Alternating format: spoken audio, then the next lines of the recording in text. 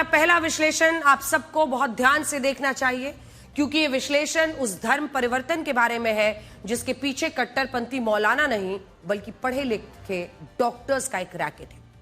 आपको याद होगा 10 नवंबर 2025 को दिल्ली में लाल किले के पास एक आतंकवादी हमला हुआ था, जिसमें फरीदाबाद की अल फलाह यूनिवर्सिटी और उत्तर प्रदेश के अलग अलग सरकारी मेडिकल कॉलेजेस, अस्पतालों में काम करने वाले 7 डॉक्टर्स शामिल थे।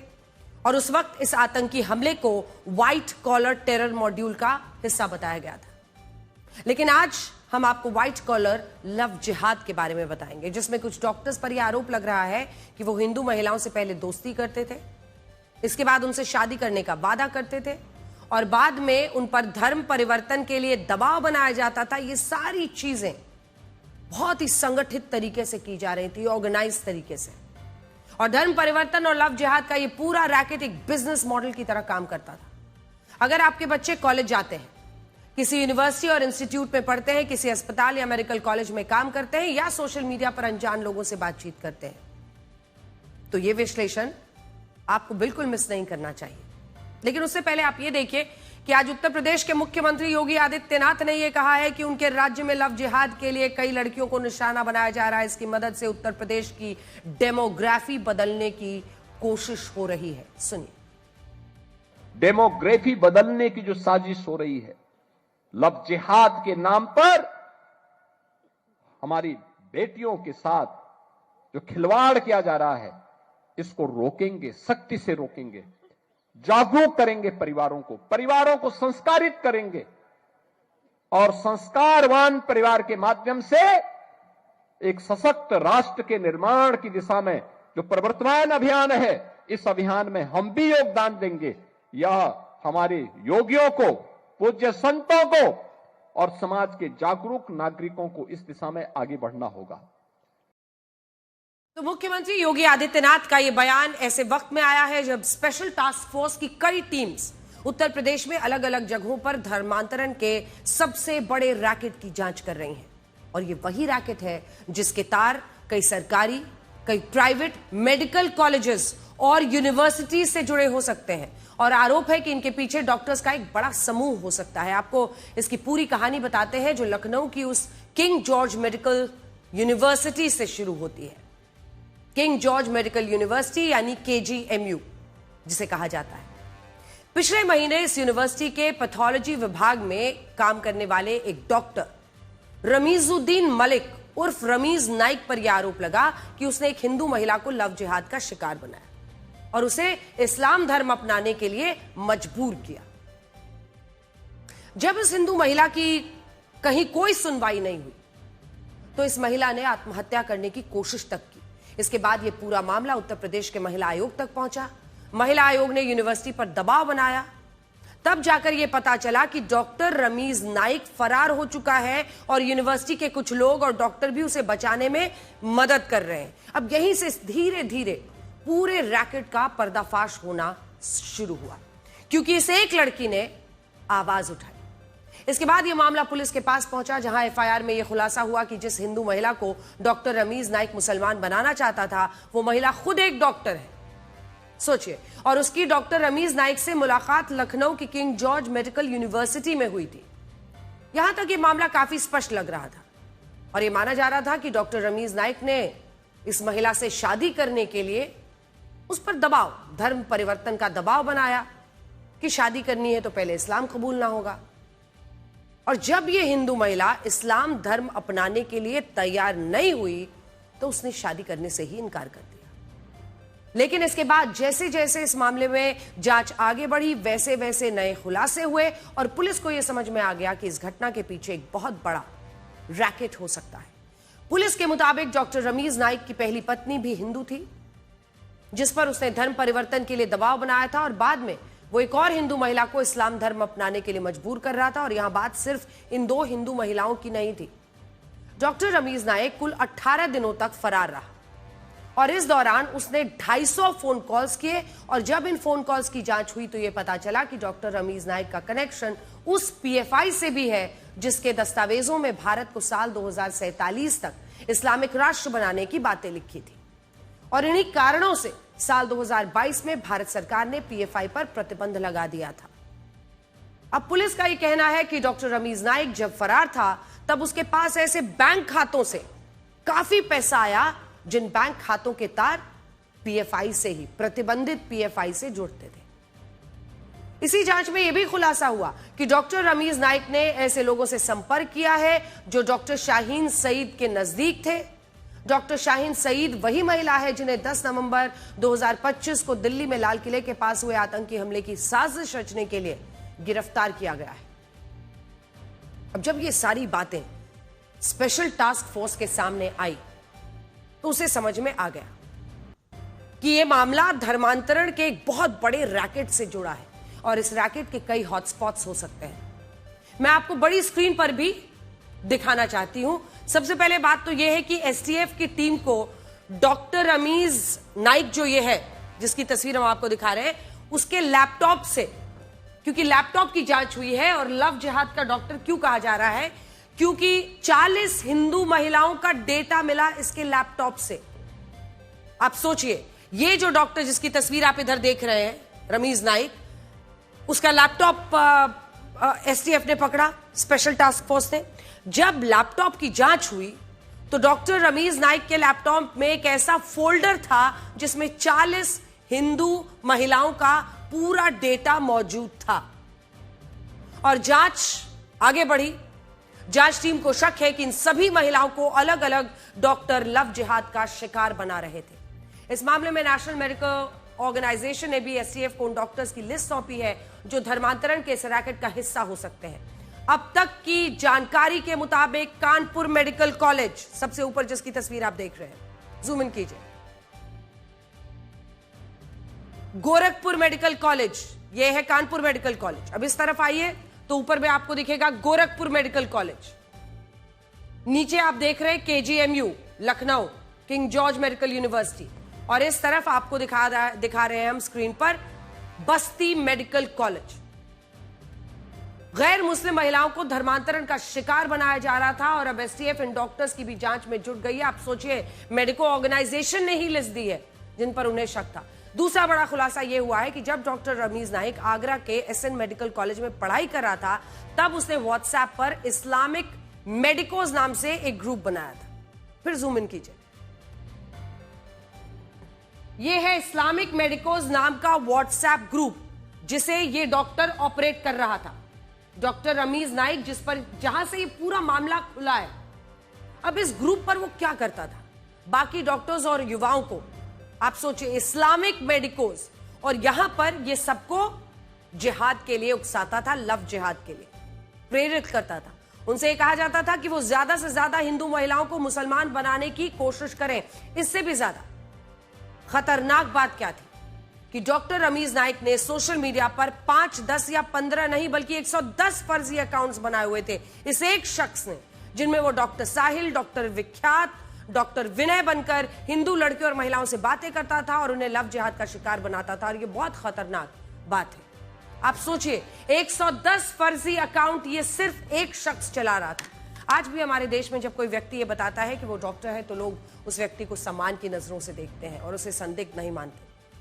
बड़े बड़े प्रोफेशन वालों को लोग गुस्से में कुछ भी बोल देते हैं लेकिन हमेशा डॉक्टर साहब ही कहते हैं। लेकिन इस मामले में यह दावा किया जा रहा है कि डॉक्टर रमीज नाइक पहले डॉक्टर विनय और डॉक्टर साहिल बनकर हिंदू लड़कियों से सोशल मीडिया पर दोस्ती करता था। बाद में जब ये हिंदू लड़कियां या महिलाएं उससे मिलने के लिए तैयार हो जाती थीं तो ये अपनी जगह दूसरे डॉक्टर्स को भेजकर इन गैर मुस्लिम लड़कियों को लव जिहाद का शिकार बनाता था और इनका धर्म परिवर्तन कराया जाता था। इससे भी ज्यादा खतरनाक बात यह है कि एसटीएफ को डॉक्टर रमीज नाइक के मोबाइल फोन से उसी भगोड़े जाकिर नाइक के वीडियो मिले हैं जिसने भारत में गैर मुस्लिमों के खिलाफ नफरत फैलाई, जिहादी विचारधारा का समर्थन किया, वैचारिक कट्टरपंथ को बढ़ावा दिया कि हर मुसलमान को आतंकवादी होना चाहिए। और यह भी संयोग है कि इस साल 2023 में जब उत्तर प्रदेश में 400 से ज्यादा युवाओं को ऑनलाइन गेमिंग के जरिए धर्मांतरण का निशाना बनाया गया था, तब उस मामले में भी आरोपियों के तार जाकिर नाइक से जुड़े मिले थे। और इस मामले में तो केजीएमयू का डॉक्टर रमीजुद्दीन मलिक जाकिर नाइक का इतना बड़ा फैन हो गया था, उसने अपना नाम ही रमीजुद्दीन मलिक से रमीजुद्दीन नाइक या रमीज नाइक कर लिया था और ऐसा नहीं कि धर्मांतरण के इस रैकेट को सिर्फ कुछ डॉक्टर्स मिलकर चला रहे थे, इसके पीछे मजारों का भी एक बहुत बड़ा एंगल है जो आपके होश उड़ा देगा। पिछले कुछ सालों में केजीएमयू में, किंग जॉर्ज मेडिकल यूनिवर्सिटी में एक अजीब सी चीज देखी जा रही थी। लखनऊ की किंग जॉर्ज मेडिकल यूनिवर्सिटी में तेजी से कई मजारों का निर्माण हुआ और आज इस केजीएमयू में कुल 12 से 15 मजारें हैं। किंग जॉर्ज मेडिकल यूनिवर्सिटी में देखते ही देखते 12 से 15 मजारें, और इन्हीं मजारों के बहाने कट्टरपंथी मौलानाओं को बाहर से किंग जॉर्ज मेडिकल यूनिवर्सिटी के अंदर लाया जाता था और बाद में डॉक्टर रमीज नाइक इन मौलानाओं के साथ मिलकर धर्मांतरण का एक पूरा रैकेट चलाता था। और हमारी टीम जब इस यूनिवर्सिटी और अस्पताल परिसर के अंदर पहुंची तो हमें ये मजारे और इनके आसपास खड़ा किया गया ढांचा साफ नजर आया। पहले एक मजार बनाते हैं, फिर उसके आसपास एक पूरा ढांचा बन जाता है, फिर वहां लोग रहने लगते हैं। और सोचिए ऐसा कैसे हुआ कि जो KGMU king George medical university 120 साल पहले 1905 में बनकर तैयार हुआ था, वहां इतनी सारी अवैध मजारें बन गई और किसी ने भी इन अवैध मजारों का विरोध नहीं किया। और अब मुख्यमंत्री योगी आदित्यनाथ को इनके खिलाफ एक शिकायत दी गई है। देखिए।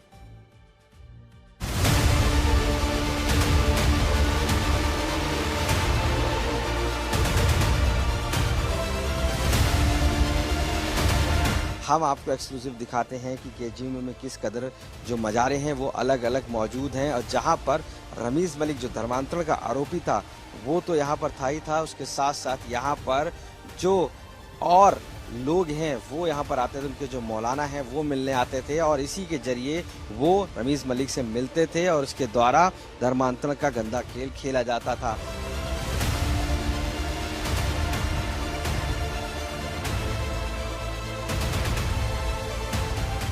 लेटर लिखा गया है, पत्र लिखा गया और बताया गया है तकरीबन 1 दर्जन के आसपास मजारे जो हैं केजीएमयू में मौजूद हैं और जहां पर लोग बाहर से आते जाते हैं।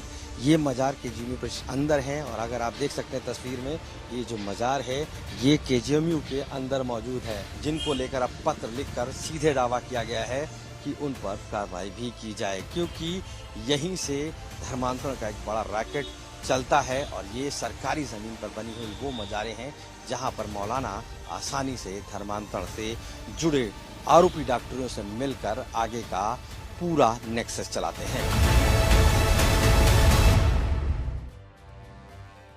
तो केजीएमयू के अंदर 12 से 13 मजार, और वो भी इस तरह से पनपना, अवैध तरीके से पनपना, बहुत सारे सवाल है। ऐसा नहीं है कि सिर्फ अस्पतालों और मेडिकल कॉलेजेस में धर्म परिवर्तन का ये रैकेट चलाया जा रहा है। आप मिर्जापुर से आई इस खबर को देखिए, जहां 4 जिम को इसलिए सील किया गया है, सील करना पड़ा क्योंकि वहां कुछ जिम ट्रेनर्स गैर मुस्लिम लड़कियों से दोस्ती करते थे और दोस्ती करने के बाद उन्हें इस्लाम धर्म अपनाने के लिए मजबूर कर रहे थे। और इस मामले में पुलिस ने कुल 4 आरोपियों को गिरफ्तार किया, जिनमें आरोपी मोहम्मद फरीद को पुलिस ने मुठभेड़ के बाद हिरासत में लिया है। देखिए।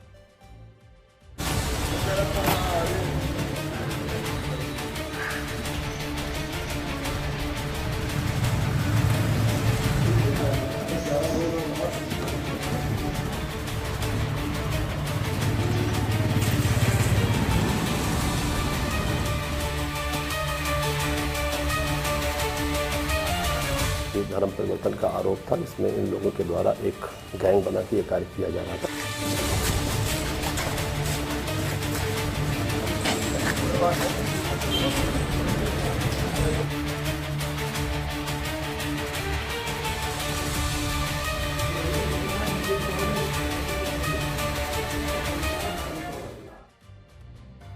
देखिए, केजीएमयू में इतने सारे मजारों का होना, अलग अलग जगह पर जिम्स के जरिए लव जिहाद करना, यानी पहले मोहब्बत फिर धर्म परिवर्तन का दबाव। भारत में इस तरह की कोई रिपोर्ट या डेटा नहीं है जिससे ये पता चल सके कि हमारे देश में हर साल कितने लोग धर्म परिवर्तन करते हैं और किस धर्म को इससे ज्यादा नुकसान होता है।